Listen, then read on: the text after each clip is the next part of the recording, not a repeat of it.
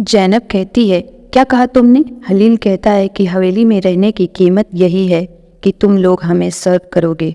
जैनब कहती है, ऐसा कभी नहीं होगा, मैं तुम्हें कभी सर्व नहीं करूँगी, वो भी अपने घर में जहाँ हम सालों से रहते आए हैं। हलील कहता है कि फ़िलहाल तुम्हारे पास और कोई ऑप्शन नहीं है। जैनब कहती है कि वह जेल में रह लेगी लेकिन उसकी नौकर नहीं बनेगी। हलील उससे ब्लैकमेल करते हुए कहता है, ठीक है, तब एक अच्छा लॉयर कर लो। यहाँ से निकलने के लिए तुम्हारे पास तो पैसे ही नहीं हैं, तुम्हारे सारे बैंक अकाउंट तो सीज कर दिए गए हैं। अब तुम अपनी फैमिली की मदद कैसे करोगी और अपनी दादी की देखभाल कैसे करोगी? हलील वहाँ से जाने लगता है तो जैनब उसकी सारी कंडीशन मान जाती है। जैनब हलील से की हुई डील के बारे में अपनी माँ से बात करती है। यह सुनकर उसकी माँ रोने लगती है। हलील अपनी आंट को डील के बारे में बताता है। उनकी बातें गुलहान सुन लेती है। जैनब दादी माँ को हवेली वापस जाने को कहती है। वह खुश हो जाती हैं। जैनब सभी के साथ हवेली आती है। हलील और उसके परिवार वाले उन्हें देखते हैं। जैनब की फैमिली सर्वेंट क्वार्टर की हालत देखकर परेशान हो जाते हैं। मैरवे चिल्लाती है, जिसे सुनकर वहाँ हलील आ जाता है और जैनब से कहता है कि मैं अपने घर में शांति चाहता हूँ। तुम्हें डील तो याद है ना?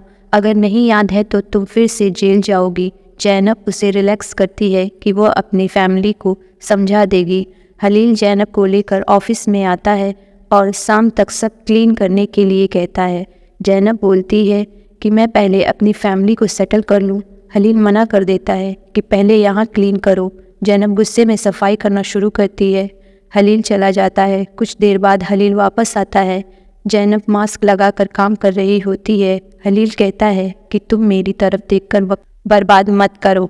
हलील जैनब का फ़ोन वापस करता है। जैनब अपने बाबा की वॉच देखकर इमोशनल हो जाती है, जिसे हलील छीन कर फेंक देता है। जैनब रोती है।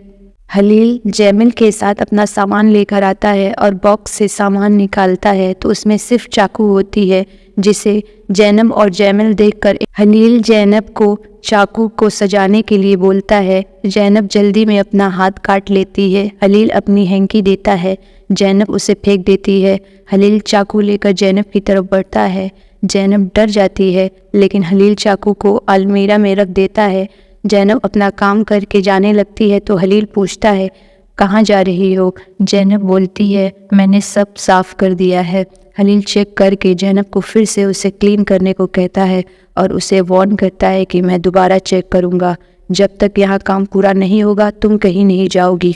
जैनब और उसकी बहन सेल्मा दोनों मिलकर क्वार्टर को साफ करती हैं। हलील जैनब को वहाँ ना देखकर उसका लिखा हुआ नोट पढ़ता है और आकर देखता है कि जैनब सो रही है। हलील जैनब को उठाता है कि तुम्हें किसने परमिशन दी सोने के लिए? जैनब कहती है, मुझे किसी की परमिशन नहीं चाहिए, मैंने अपना काम पूरा कर दिया है। हलील उसका हाथ पकड़कर कहता है कि नहीं, अभी तुम्हारा काम खत्म नहीं हुआ। जैनब अपना हाथ छुड़ाकर बैठ जाती है और कहती है कि आधी रात को मैं कोई काम नहीं करूँगी। हलील जैनब का हाथ पकड़कर खींचते हुए उसे गौशाला में लाता है और कहता है कि तुम इस जगह को सुबह तक क्लीन करो। जैनब गुस्से में कहती है, ठीक है।